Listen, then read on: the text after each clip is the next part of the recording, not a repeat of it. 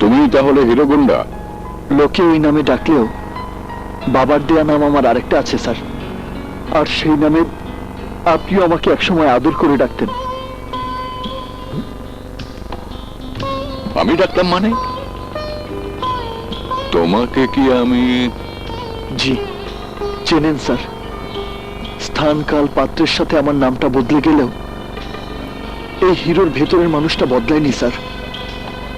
সেদিন আপনি যখন গিফারি কলেজের প্রফেসরের চেয়ারে বসতেন, তখন আমি কেমিস্ট্রির ছাত্র হয়ে আপনার সামনেই বসে থাকতাম স্যার। হারুন আহমেদ? তুমি হারুন? জি স্যার, হারুন আহমেদ। লোকে আমাকে হিরো বলে ডাকে। আবার সবচেয়ে আদরের ছাত্রটি আর শহরের সবচেয়ে খতরনাক গুন্ডা। আমি জানি স্যার, আমার পরিচয়টা আগে জানলে আপনি হয়তো আমাকে ডাকতেন না, আর পরিস্থিতি যদি আমাকে বাধ্য না করত, আমিও কোনোদিন আপনার সামনে আসতাম না স্যার। আপনার যে ছাত্রটি একদিন শিক্ষক হয়ে অন্য ছাত্রদের পথ দেখাবো বলে আপনি স্বপ্ন দেখেছিলেন, সে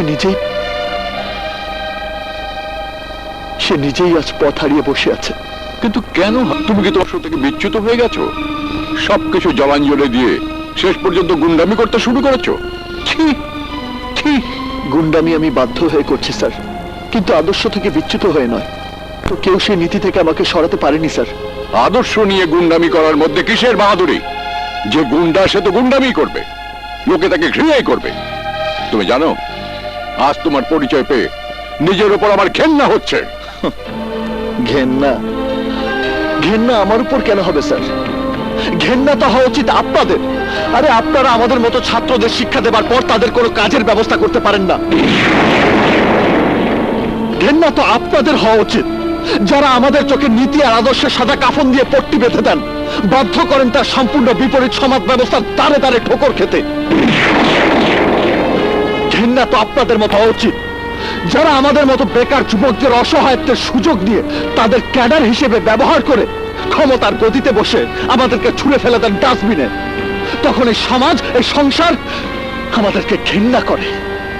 আর সেই ঘৃণার প্রতিবাদ করতে গিয়ে এই হারুনের মতো গোল্ড মেডেলিস্ট ছাত্রকেও হতে হয় হিরো গুন্ডা। আমাকে আমাকে কেন ঘৃণা করবেন স্যার? ঘৃণা তো করা উচিত বাদশাকে। যে এলাকার মানুষকে জিম্মি করে সন্ত্রাসের রাজত্ব কায়েম করেছে সেই বাদশাকে। আমার বাবাকে যারা খুন করেছে তাদেরকে ঘৃণা করা উচিত।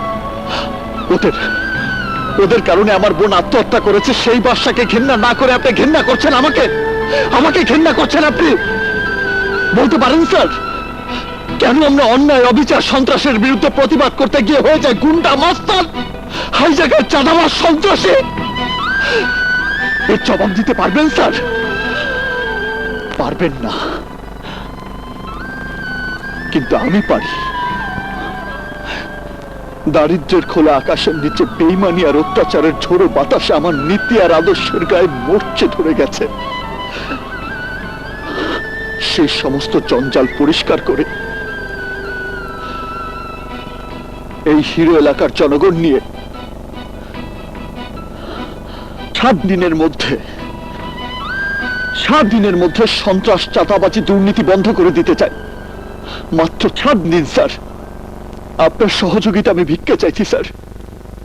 পারবে তুমি? বাদশার নোংরা রাজনীতির অন্ধকার গলিতে আমি হানা দেব, এমন ভাবে হানা দেব ওকে আমি তসতস করে দেব। এই মাটি থেকে বাদশার সন্ত্রাসের কালো ছায়া আমি নিশ্চিহ্ন করে দেব।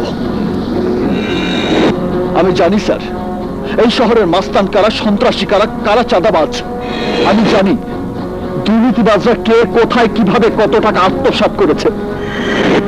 আমি জানি কোথায় ফাইল ঠেকিয়ে কোন অফিসার কত টাকা ঘুষ খায়।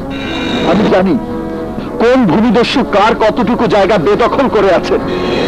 আমি জানি বাদশার জুলুমের রাজত্ব কত দিকে ছড়িয়ে আছে। আর তাই আমার বিশ্বাস আমি 7 দিনের মধ্যে সেই কাজ করতে পারবো, যা বিগত 36 বছরে হয়নি। আর যদি না পারি, তাহলে যে শাস্তি আপনি আমাকে দেবেন আমি তা মাথা পেতে নেব। উদ্দেশ্য যদি মহৎ হয় অনেক কষ্টসাধ্য কাজ সহজে শেষ করা যায় স্যার। আমার উদ্দেশ্য মহৎ, আর তাই আমার বিশ্বাস আমিও এই দায়িত্ব শেষ করতে পারবো। ঠিক আছে, wish you best of lakh.